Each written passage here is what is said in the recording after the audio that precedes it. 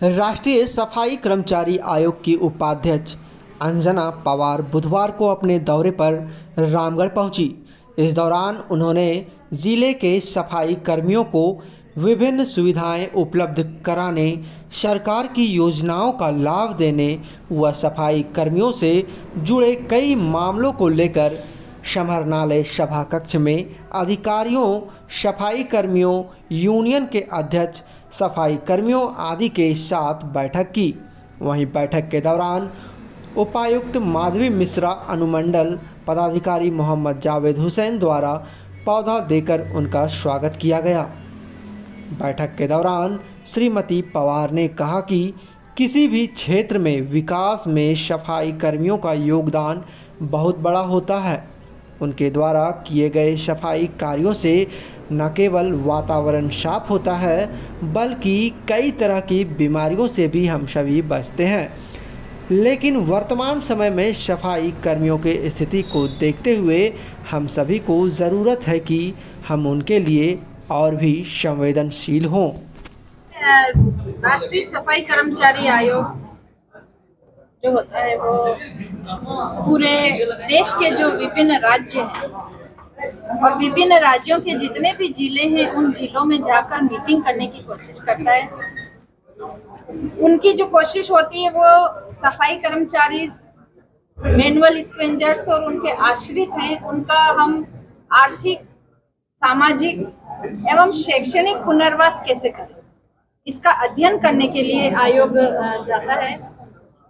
आज इसी संदर्भ में रामगढ़ जिले में जो जिला प्रशासन के अधिकारी हैं उनके साथ बैठक की गई है।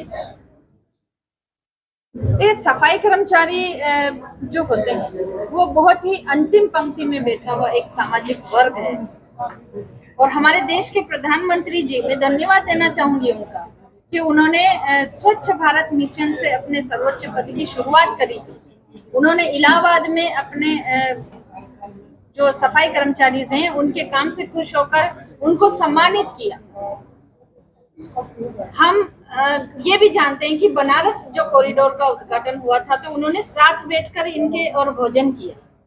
तो ये एक संदेश देना है उनका मकसद कि सफाई कर्मचारी वर्ग जो एक स्वच्छता सैनिक है, जिन्होंने कोविड जैसी वैश्विक महामारी में भी हार नहीं मानी, हम सबको सुरक्षित रखने के लिए इन्होंने जान जोखिम में डालकर बाहर काम किया। इवन जब परिवारजन ने साथ छोड़ दिया, अंतिम संस्कार तक इस कर्मचारी वर्ग ने किया। तो हम इनके प्रति संवेदनशील बने, इनको भी सम्मान का उतना ही अधिकार है जैसा किसी बड़े व्यक्ति को या बड़े अधिकारी को, बड़े आदमी को होता है। ये एक संदेश देना उनका मकसद था जो उन्होंने किया। तो हमारा और आप सभी लोगों का ये एक नैतिक कर्तव्य बनता है कि हम इनके लिए परेशानी का, इनका जो भी है, बहुत ही छोटी छोटी मूलभूत समस्याएं इनकी होती हैं। इनको सैलरी टाइम से नहीं मिल रही है, इनको कोई मेडिकल सुविधाएं नहीं मिलती हैं, इनके लिए कुछ संसाधन नहीं है, रहने के लिए घर नहीं है। जितनी तनख्वाह इनको मिल रही है उसमें ना ये बच्चों को अच्छी शिक्षा दिला पाते हैं, ना ही अच्छा खाना खिला सकते हैं और ना ही अच्छे घर में ये लोग रह सकते हैं। तो आयोग अपना एक मीडिएटर की तरह काम करता है अधिकारियों और कर्मचारियों के बीच में। कोशिश ये रहती है कि इनकी जो समस्याएं वो सुने और अधिकारियों को निर्देश दें कि इनको जल्द से जल्द पूरा किया जाए। आज जो मीटिंग हुई है उसमें ये सबसे बड़ी समस्या आई है कि यहाँ कोई कर्मचारी स्थायी नहीं है, सब दैनिक मजदूरी पर काम करते हैं।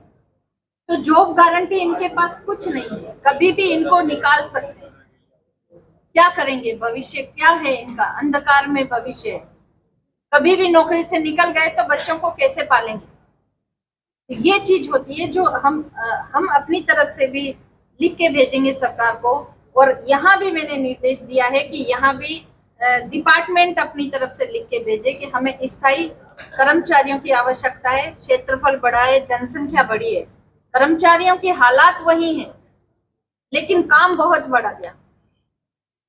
क्यों ऐसा होता है? उनको आवासीय कॉलोनी विकसित की जाए, उनको घर दिया जाए रहने के लिए, उनको अच्छी बच्चों की शिक्षा के लिए उनके लिए काम किया जाए, तभी तो पुनर्वास होगा।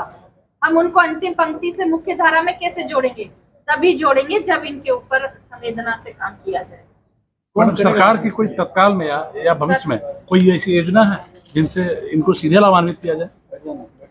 देखिए, सरकार का पॉलिसी मैटर है, हम बात पहुंचाएंगे सरकार तक। मिनिमम वेजेस आप देखिए, बहुत ही कम मिनिमम वेजेस है। आज बेलदार को भी ज्यादा मतलब पर डे का मजदूरी मिलता है, इनको वो भी नहीं मिलता है। तो क्या होगा उसमें? इनका जाति प्रमाण पत्र का इशू एक सबसे बड़ा, झारखंड जिले जो राज्य है उसमें हर जिले का एक सबसे बड़ा इशू है जाति प्रमाण पत्र। किसी भी SC ST के और इन कर्मचारी वर्ग के जाति प्रमाण पत्र नहीं है। अगर नहीं होंगे तो उन बच्चों को शिक्षा में आगे बढ़ने के लिए, नौकरी में के लिए, हर चीज के लिए इनको फायदा नहीं मिल पाएगा। तो उसके लिए कल रांची में बैठक हुई थी, पॉलिसी मैटर है, उसको लिखित में वहां पर दिया है। आगे देखिए क्या निर्णय होता है। शासन बदल जाती है, प्रशासन बदलती है, लेकिन उनकी तस्वीरें जस की तस रहती है मैडम, ऐसी स्थिति में रहती है। कैसे सुधरेगी इनकी तस्वीर मैडम? देखिए, वो सुधारने के लिए हम सबको मिलके काम करना पड़ेगा। आप लोग भी इनकी भावनाओं को उठाइए, इनके जो काम है रियलिटी को आप बताइए कि क्या वास्तव में इन कर्मचारियों की स्थिति वही है या बदली है। ऐसी बैठकें तो मैडम कई बार हो चुकी है, लगातार कई बार अध्यक्ष भी बदलते हैं, लोग बदलते हैं, लेकिन बैठक होती है पर इनका निराकरण मैडम नहीं हो पाता। इस बार क्या उम्मीद इन लोग को लेकर जाए मैडम कि आप आई हैं, बैठक की है, बात की है? देखिए, मेरी तरफ से पूरी कोशिश रहती है कि मैं जहां भी जाऊं इनके लिए कुछ ना कुछ करूं, और उसके लिए जरूरी है कि अधिकारी सेंसिटिव बने। कर्मचारी और अधिकारी दोनों एक दूसरे के पूरक हैं। अगर आप इनसे काम अच्छा चाहते हैं तो खुद को भी काम करना पड़ेगा। रियल हीरो किनको समझती है मैडम?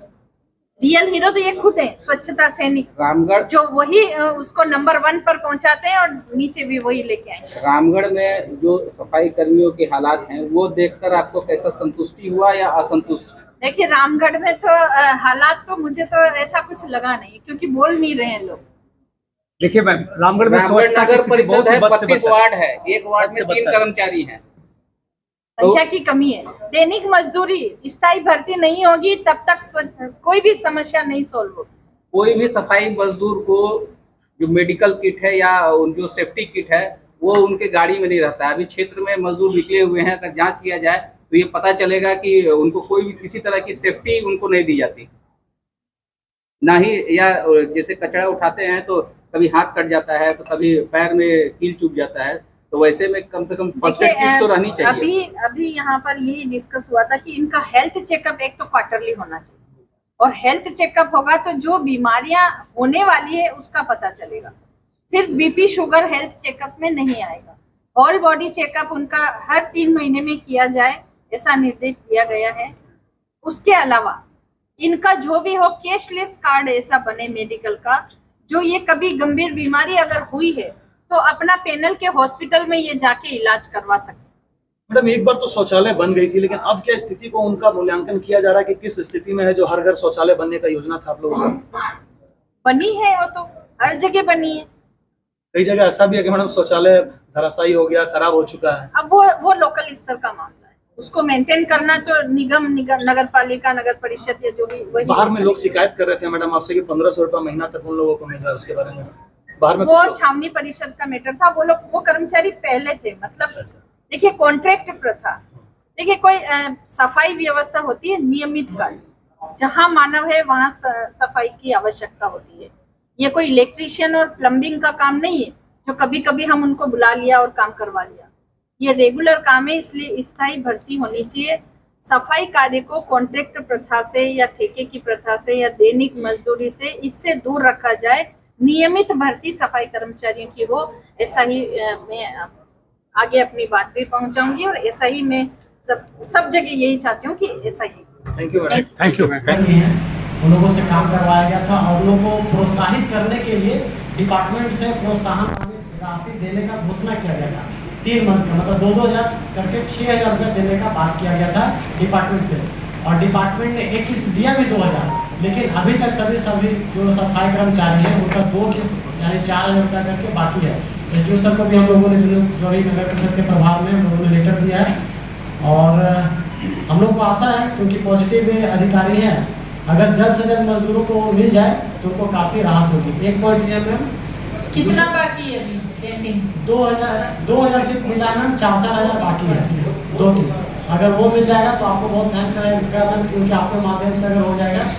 दूसरा मैम कि जैसा आपने कल वहाँ पर स्टेट में भी बोला था, जो मजदूर होते हैं सभी क्वालिटी के सभी पद का बहाने निकलता है, लेकिन सफाई कर्मी का बहाने निकल ही नहीं रहा। तो इसके लिए भी थोड़ा अगर प्रयास किया जाए, और परमानेंट के लिए जैसे सर ने भी डीएसपी सर ने बताया, मात्र पूरे जिला में 4 सफाई कर्मी है।